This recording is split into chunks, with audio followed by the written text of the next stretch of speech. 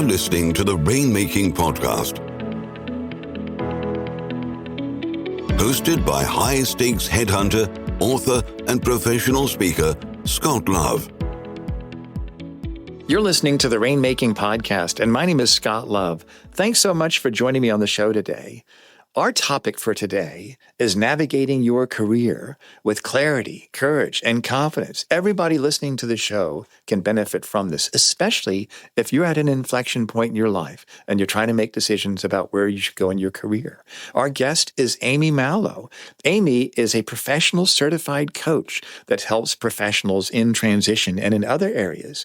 What's different about her is that she's seen it all. She's worked in large global law firms as an internal recruiting manager, somebody I've worked with personally, and also worked as a third-party legal recruiter. So she's got a full spectrum of experiences and deep wisdom and insights that she shares with you today. As always, this show is sponsored by Leopard Solutions, legal intelligence suite of products, Firmscape, and Leopard BI. Push ahead of the pack with the power of Leopard. And now here's my interview with my guest and good friend, Amy Malo. Thanks for listening.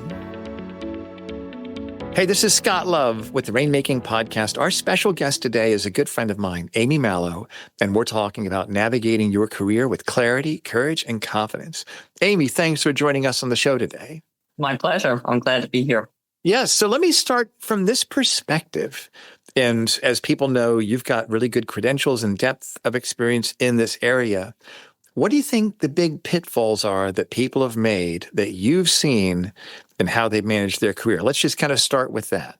So I think what I've seen most commonly are people not taking necessarily charge of directing their career and maybe taking a direction that either is something they felt was expected or maybe something that was an opportunity that came to them, or maybe something that, they thought they were supposed to do.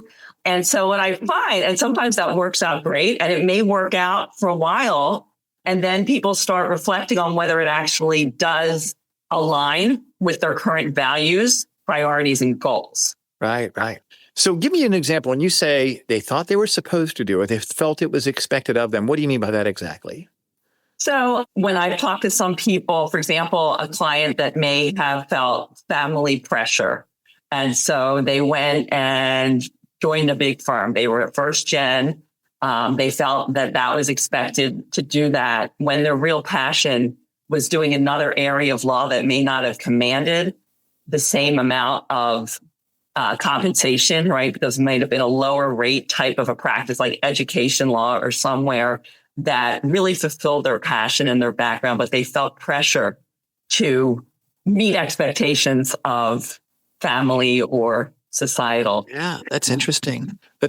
And so what should people do? Should they take an assessment of what their interests are and what they want to do? And if so, when should they do that in their career? And I know everybody's at a different point, but what have you seen are the best ways that somebody can manage that? That's a really great question. And actually, what I think is important is for people to know that there are different points in their career where they meet these inflection points. And it doesn't mean that what you've done was not maybe even the right thing at the time or something else.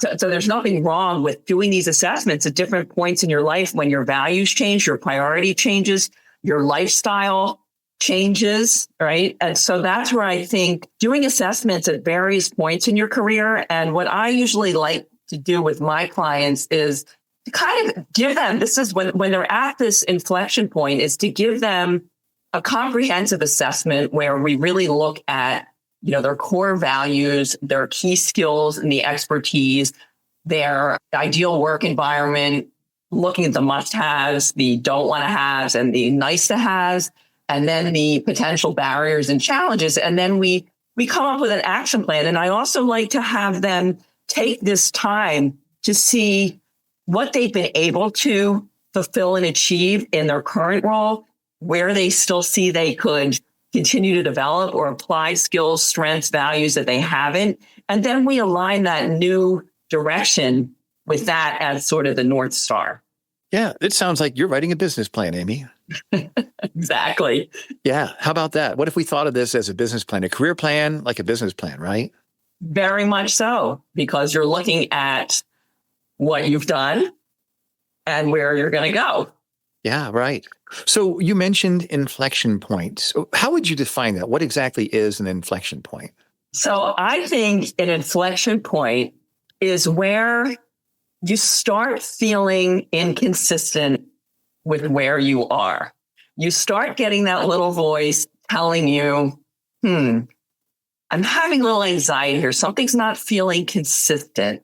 I'm not sure that I'm doing what I want to do right now. And it's scary. So we hear that voice and we often rationalize it, or maybe I'm having a bad day, or somebody said something, or the case went, south, or whatever it is. And then the voice starts speaking louder. And then you start finding it hard. This is really key, is that a lot of the high achieving professionals are in very demanding jobs. And so it's not one where you can just say, I'm going to sail through. It really takes a lot of dedication and motivation and going the extra mile. And when you start losing your, what I call your what for doing it where you are, it becomes harder and harder to sustain that level of energy that's necessary. And that is when the voice starts talking very loudly. And I call that the inflection point. It's interesting. So when you talked about when you start losing your what for, what does that mean exactly? So it means that, let's say you join, let's just take a law firm, and your what for maybe when you started is you want to get some good experience. You want to go to a big law firm to get the salary, and your what for maybe because you want to establish yourself financially, whether it's paying off your loans or something else. So at that point, your what for may be, I'm doing this financially. I want to get the training. And then at some point, that what for is not the driving force. And so then you're asking yourself, well, wait, why am I putting in all these hours? Or why am I doing this? And what I love to do with clients is to make them view whatever they're doing as a choice. So you may say, yeah, you know what? I don't love doing all these hours, but I'm choosing this because I really like the benefits. So anytime I get that voice telling me I'm not sure I'm in the right space, we can look back and say, okay, but you're making the choice to stay here. So anytime that voice is talking to you, you're going to go back and say, well, this is why I'm choosing to stay here now. But if you can't have that what for at that time, that's the time then where you should be exploring something different. I love what you said. That's brilliant. Make whatever you're doing as a choice. I think that gives people a sense of control, doesn't it? Absolutely. And a lot of clients I've worked with, sometimes they say, I feel trapped. And then they feel guilty. They feel trapped. I should be grateful. I'm in a job. I have great salary. I generally like good people, but I'm feeling trapped. And sometimes I'll say to them, but you're not trapped. You could actually choose to leave tomorrow. You really could. You may not want to. And when we look at all the motivating factors one way or the other, that may not be your choice, but you're not trapped. And so I think that exactly what you said, it really gives them power.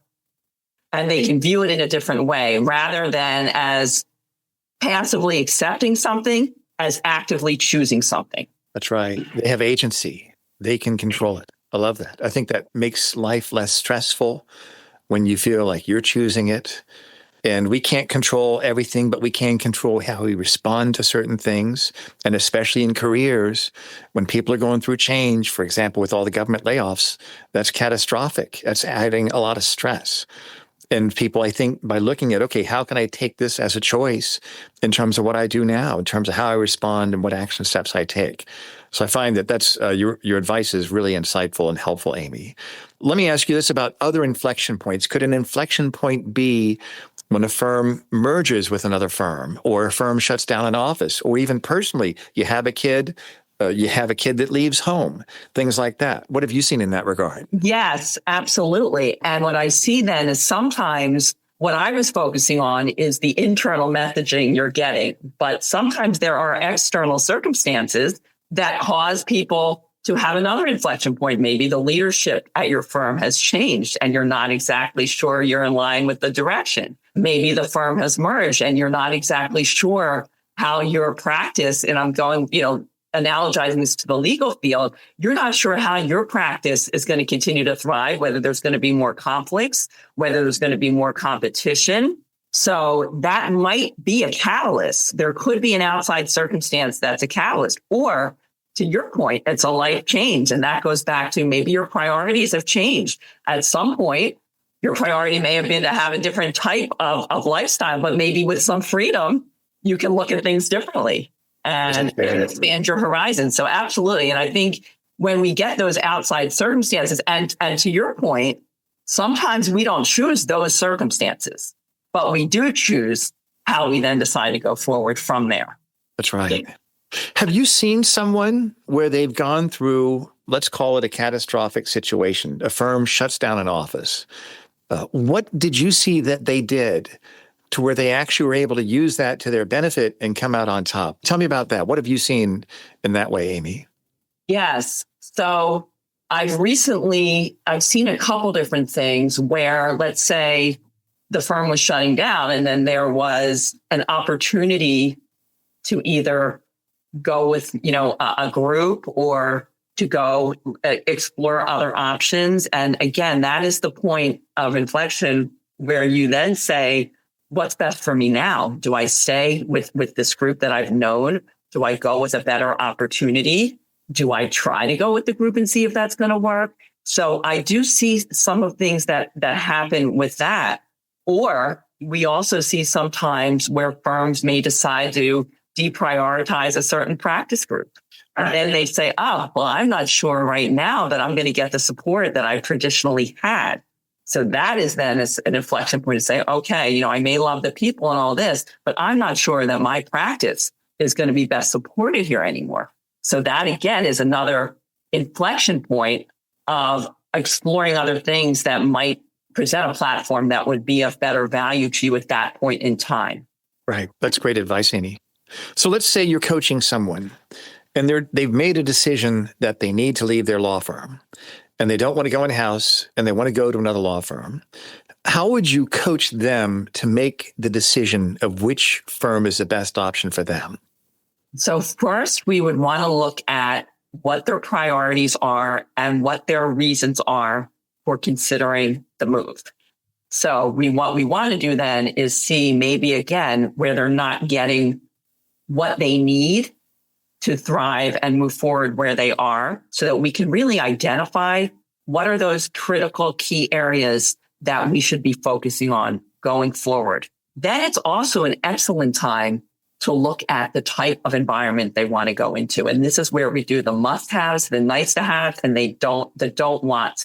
One of the more favorite things I love to say to my clients is, you never step into the same river twice. Why is that? Because you're always changing and evolving and life is flowing. So the hindsight you get from the experience you had, the insight you now have, and the foresight you have is going to then drive you to make the right decision for that next chapter. So it's looking really at what is their motivations for wanting to make that change in the first place, and then making sure, looking at the other elements of what they'd like to see, that new platform is going to help fulfill that. And nothing's 100%, but at this point, you have that ability to evaluate. And this is the right time to do this, not to put a Band-Aid on it, but to make sure that you're aligning this next job with where you actually want to be. That's great advice, Amy. Let's say somebody is deciding to leave their firm and they get an offer and it's a good offer and that firm could work, but they get second thoughts and they think, well, I think I'm going to take that counteroffer my firm gave me for me to stay here. It's more money. Oh, they made me an equity partner. And, maybe it's just not that bad. What would your career advice be for that person, Amy? What do you think about that? Well, I think that oftentimes we want to stay in our, what we call a comfort zone. But we have to remember that our reason for wanting to explore something in the first place was because our comfort zone was not working for us. And we are always the fear always creeps in. What I love to say to people too is things are not going to be 0, 100. So you might like the firm where you are and some things worked and now they're giving you this. So it's not going to be like, oh, I'm 100% sure that I'm going to make this move and 0% that I would stay. It's that we look at where are you on that continuum. So yeah, maybe it's 70% that you think this new platform is going to be better for you. There's going to be that 30%. They offer me more money. It's comfortable. But as you and I both know, and I've done recruiting as well as my coaching, is that you settle back in and some of the same things that were talking to you with that voice come back. Right. I like what you said about never going the same river twice. It's kind of the same thing with this also. If you decided to leave them for certain reasons, the money isn't going to really solve those problems, is it? Unless your what for is strictly about the money. That's great. And that's a good anchor point, I think. How do you help people find out what that what for is? How have you done that? Well, this is where we really look at their assessment of their values, of where they are now, what their motivations are, where their strengths are that they want to continue to develop and use, but also really is where do they want to be? Their what for is, what is it that's going to inspire them to continue to grow, motivate, and thrive? And so the what for has to be that something that you can come back to. You're a North Star. So we really unpack that and we try to look at that. So again, if you're telling me the North Star, I've got 3 kids in private school and my North Star right now is simply the money. Okay, then when you get those feelings by staying where you are because of the money, you have to remember that's your North Star. Is that what you call it, the North Star?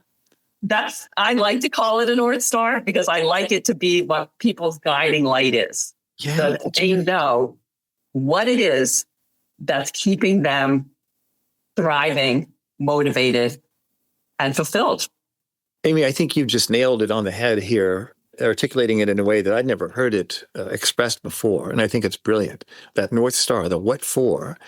And I think people listening to this need to ask themselves, where are you in your career today? One thing I ask people in my work of recruiting corporate and finance partners, I ask them, are there any goals you have that you can't reach in your firm? And what's amazing, Amy, is when people say, gosh, that's a good question. And I'm thinking, you should have asked that question to yourself 10 years ago, right? But Right. People, I think we just get caught up in the grind of the day-to-day. And some of us, I think, we can stuff that what for. The North Star, we can stuff it. We don't need to think about that. But after a while, life becomes stressful. And there's going to be some sort of, I wouldn't call it a breaking point, but a bending point where now there is an inflection point. And now we realize, oh, I didn't really pay attention to that. So I think your coaching advice is salient. I think it's definitely impactful to people, Amy. And let me ask you this as we're bringing this to a close. I usually end these with 3 action steps, but let's say there's 3 action steps or 3 concepts that you think people need to keep top of mind as they manage their career. What are those top 3 suggestions you'd have for people? So the first is pay attention. Pay attention to what you're being told internally. So start by paying attention. When you get that feeling, you may or may not want to listen to it, but when it gets that loud, listen to it because it's telling you that there may be something else for you. Right. Once you pay attention to that, then it's start to really explore what that is. And that's where I think having a coach or somebody, or whether it's a recruiter that's working with you, can really help you sort that out and really see what is behind that. What is the motivating factor? So once you do that, you're paying attention, you're exploring it further.